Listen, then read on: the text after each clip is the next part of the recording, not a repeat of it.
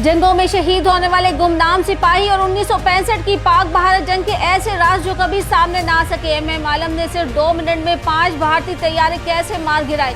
अफवाज पाकिस्तान की गाजियान की शुजात को भी कौम का सलाम। 1965 की जंग में कब किस वक्त क्या हुआ, जानिए खबर टाइम की स्टोरी में। गुज़िश्ता 5000 बरसों में कोई 14,500 जंगों ने इस दुनिया को अपनी लपेट में लिया और इन जंगों में कोई 4 बिलियन के करीब इंसान लुकमय अजल बने और बहुत से फौजी अपने अपने वतन की खातिर शहीद हुए। इन जंगों में सबसे लंबी जंग बरतानिया और फ्रांस के दरमियान 1337 से 1952 तक लड़ी गई। इसी जंग को 7 साला जंग भी कहा जाता है। इसके बाद जंग अजीम अव्वल और जंग अजीम दोयम भी हुई। इसी तरह अरब इसराइल जंग भी हुई, मगर जिस जंग ने दुनिया को वर्ताए हैरत में डाल दिया था वो पाक भारत जंग थी, जो कि 1965 में हुई। ये जंग बैनुल अक़वामी सतह पर बड़ी हैरत अंगेज और खौफनाक जंग थी। ये जंग पीर के दिन 6 सितंबर को भारत ने ताकत के घुमंड में आकर अचानक हमला करके शुरू की।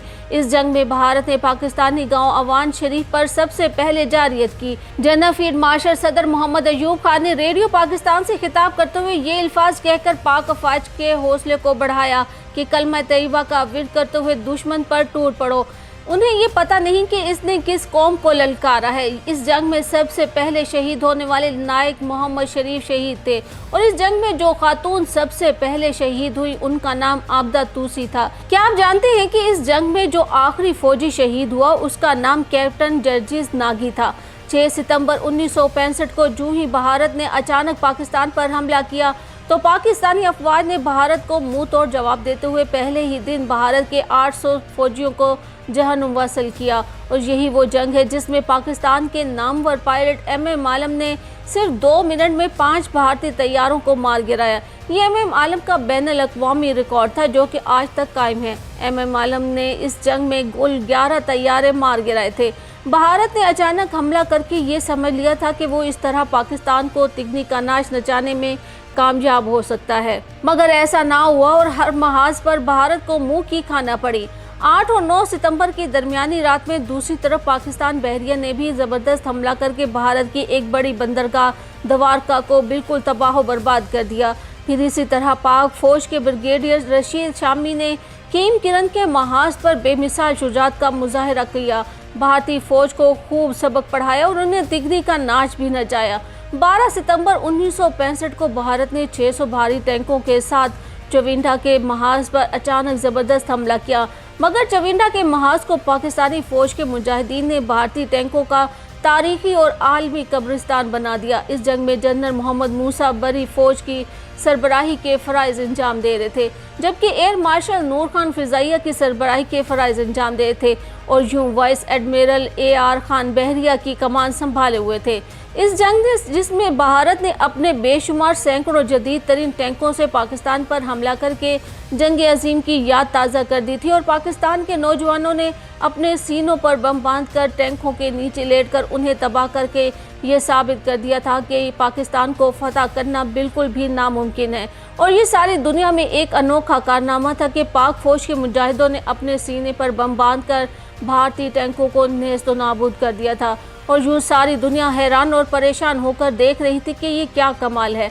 ये जंग ऐसी सूरत हाल इख्तियार कर चुकी थी कि अक़वाम मुत्तहिदा और सारी दुनिया के सरबराहान हैरत ज़दा होकर रह गए थे, क्योंकि भारत ने तो ये कहकर पाकिस्तान पर हमले की जसारत की थी कि हम नाश्ता लाहौर में करेंगे और डिनर पाकिस्तान की छावनियों में करेंगे, मगर ये तो नक्शा ही उल्टा होता नज़र आ रहा था। इस दौरान कई बरादर इस्लामी ममालिक ने भी पाकिस्तान की ना सिर्फ मदद की बल्कि पाकिस्तान की पुश्त पर खड़े दिखाई दिए और यूँ ईरान के वज़ीर आज़म और तुर्की के वज़ीर ख़ारजा पाकिस्तान पहुँच गए। फिर अक़वाम मुत्तहिदा के जनरल सेक्रेटरी ओथान ने महसूस किया कि अगर जंग फ़ौरन ना रोकी गई तो पाकिस्तान भारत का भुरकस निकाल देगा, लिहाजा अक़वाम मुत्तहिदा ने जंगबंदी के लिए पाकिस्तान पर दबाव डाला और यूँ 17 रोज़ा इस जंग को 23 सितंबर 1965 के दिन बंद करवा दिया गया। इस पाक भारत जंग में भारत के 9,500 फौजी जहन्नुम वसल हुए और पाकिस्तान के सिर्फ 1,033 सिपाही शहीद हुए, जबकि हमारे जख्मियों की तादाद 2,171 थी, जबकि भारत के 11,000 फौजी शदीद जख्मी हुए। 1700 से ज्यादा लापता थे। इस पाक भारत जंग में पाकिस्तान के 165 टैंक और 14 तैयारे तबाह हुए, जबकि भारत के 475 टैंक और 110 तैयारे तबाह हुए। रूस जैसे मुल्क के वजीर आजम को सेगन ने भारत और पाकिस्तान के सरबराहों को रूस बुलाया और यूं सदर मोहम्मद अयूब खान और भारतीय वजीर आजम लाल बहादुर शास्त्री के माबैन 1 जून तक 10 जनवरी 1966 को मुज़ाकरात हुए। 10 जनवरी 1966 की रात के वक्त ताशकंद में एक मुश्तरका ऐलान पर दस्तखत हुए। इस मुश्तरका एलामिया को ही ऐलान ताशकंद कहा जाता है। दस्तखत के बाद रात को ही लाल बहादुर शास्त्री का अचानक इंतकाल हो गया। इस जंग में मेजर अजीज भट्टी शहीद को भी इनकी खिदमात पर निशाने हैदर दिया गया। 1965 की जंग को अपनी आंखों से देखने वालों का कहना है कि जो जज्बा इस कौम में इस जंग के दौरान मौजूद था वो पहले कभी नहीं देखा गया। ये दुरुस्त है कि जंगें हमेशा एक सियासी एजेंडे के तहत ही लड़ी जाती हैं, लेकिन इसमें आम इंसानों को शदीद नुकसान पहुंचता है, क्योंकि जंगों में सिर्फ मुल्क ही नहीं बल्कि वहां पर बसने वाली कौमें भी मिट जाया करती हैं। पाक भारत 1965 की जंग भी कुछ इसी किस्म का मार्का था। 1965 की जंग में भारत की जानिब से जब पेशकदमी की गई तो इस वक्त सबसे पहले मेजर अजीज भट्टी ने दुश्मन को मुंह तोड़ जवाब देने की ठानी और इस तरह 17 रेजिमेंट पंजाब के 28 अफसरों समेत मेजर राजा अजीज भट्टी शहीद ने 5 दिन और 5 रातें दुश्मन के हर वार का भरपूर जवाब दिया और उनके जगह जगह कदम उखाड़ते रहे और दुश्मन या तो मारा जाता या फिर रास्ता बदल लेता। इस तरह लाहौर BRB की नहर पर जामे शहादत उन्होंने नोश किया। 1965 के जंग के हीरो MM मालम जुर्रत और बहादुरी की एक अजीम मिसाल थे। 1965 की जंग में सरगोदा के मुकाम पर 1 मिनट के अंदर दुश्मन के 5 जहाज गिराने का एजाज भी उन्हें के पास है। भारत की एयर फोर्स पर आज तक MM मालम का खौफ तारी है। अजीम हीरो दाऊद पोता, जिसने वाघा अटारी सेक्टर पर बमबारी करके दुश्मन की तोपों को हमेशा के लिए खामोश करवा दिया था। 1965 की जंग के एक हीरो लेफ्टिनेंट कर्नल शफकत बलोच, जिन्होंने 1965 और 1971 की जंग में दुश्मन के दांत खट्टे किए, जबकि 1965 की जंग भी मेजर अजीज भट्टी के शाना बशाना लड़ी। उन्होंने हडियारा गांव के करीब अपने निवे साथियों को लेकर दुश्मन के 1 डिवीजन से ज्यादा फौजी और दस्तों को भागने पर मजबूर कर दिया। 1965 की जंग के शहदा के नामों की लिस्ट बहुत तवील है, मगर ये तय है कि पाकिस्तान की कौम अपने शहीदों और गाजियों को दिलो जान से प्यार करती है। इस जंग के बाद जहां हमारे बहुत से जवान शहीद हुए, वहां सैकड़ों सिपाही लापता भी हुए। भारत के साथ होने वाले फौजियों के तबादले के बाद फिर भी लोग लापता रहे। पाकिस्तान के साथ इस दौरान भारत ने भी शिकायतें की थी कि इनके कुछ कैदी पाकिस्तान की जेलों में कैद हैं, लेकिन इस सारे अमल में पाकिस्तान ने जज्बा खैर सगाली के तहत अपना काम पूरा किया था।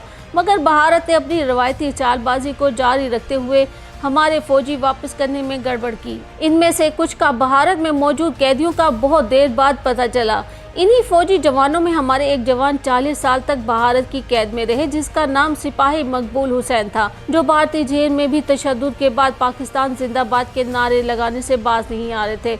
शायद इसी जिद के बायस भारत ने सिपाही मकबूल को फौजियों के तबादले में पाकिस्तान के हवाले न किया। भारत ने कैदियों के तबादले की फहरिस्तों में भी सिपाही मकबूल हुसैन का कभी जिक्र न किया। इसलिए पाकिस्तान भी ये समझता रहा कि शायद सिपाही मकबूल हुसैन इसी जंग में शहीद हो चुके हैं। इसके अलावा और बहुत से लोग लापता डिक्लेयर हुए। इनके बारे में ये ना मालूम हो सका कि वो उस जंग में मारे गए या फिर कैद में चले गए।